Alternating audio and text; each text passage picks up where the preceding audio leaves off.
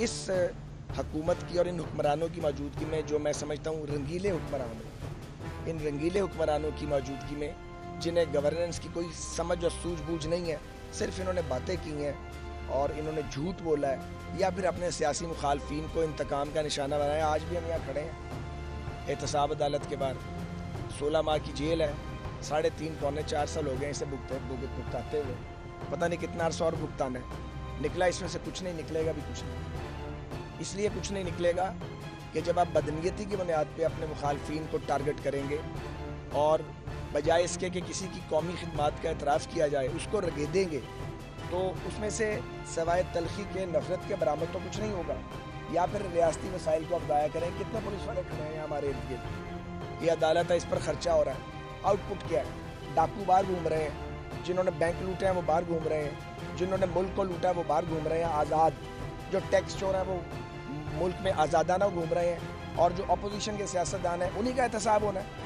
हालांकि हर पार्टी में जो तलछट थी सियासी जमातों की, जो कूड़ा करकट था, वो सारा इकट्ठा करके तो आप पीटीआई के अंदर ले गए हैं। सारा जो हर पार्टी के लोटे थे, भगोड़े थे, उन सबको आपने इकट्ठा किया। इब्नुल वक्त थे, जमातें बदलने वाले थे, ऐसे बेहया लोग हैं कि 4 जमातें बदल चुके हैं। और जब वो अब पीटीआई में जाके पिछली जमात को गालियां निकालते हैं तो लोग पुराने पोस्टर ले आते हैं। 4 पोस्टर छपे हुए हैं, कभी वो साइकिल पे लड़े हुए हैं, कभी बल्ले पे लड़े हुए हैं, कभी तीर पे लड़े हुए हैं और कभी शेर पे लड़े हुए हैं। वो जाके वहाँ पे इकट्ठे हो गए और वो भानपत्ती का कुंभा है, उनको कहते हैं जी ये तब्दीली आ गई। ये तब्दीली तो जाली है, तब्दीली तो फ्रॉड है, और ये फ्रॉड जिन्होंने किया है मैं समझता हूँ उन्होंने पाकिस्तान के साथ बड़ा खिलवाड़ किया।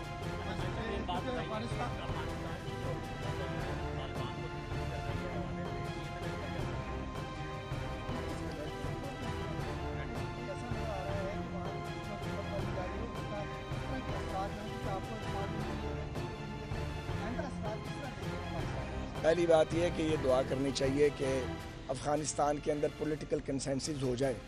कोई आसान काम नहीं है, वहाँ आसानी से ये काम होता नहीं है। अब हमारे मुल्क में नहीं होता तो अफ़गानिस्तान में कौन सा आसान काम होगा, जहाँ हर ग्रुप के पास असला भी मौजूद है और जंगजू भी मौजूद है।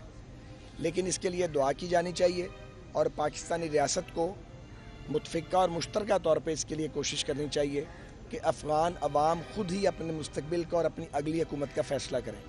अब तक जो अफ़गान तालिबान के ऐलानात हैं वो तो रीज़नेबल हैं, माजी की निस्बत डिफरेंट है, तो खुदा करे जो वो कह रहे हैं उस पर वो अमल दरामद भी करें।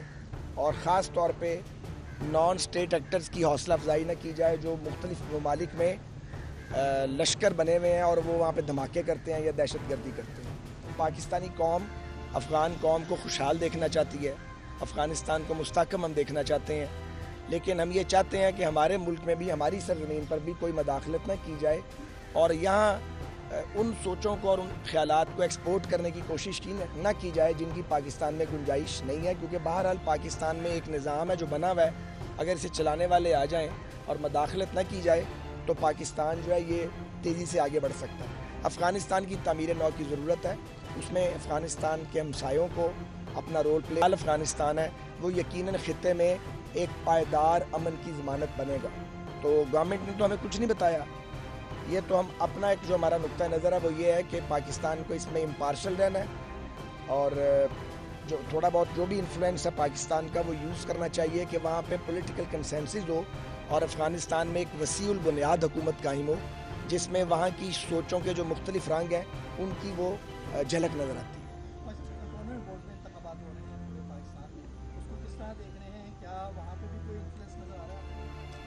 कैंटोनमेंट बोर्ड्स में जमाती इंतखाबात हो रहे हैं, वहाँ पे जमातें अपने अपने उम्मीदवारों के हक़ में कैंपेन चला रही हैं।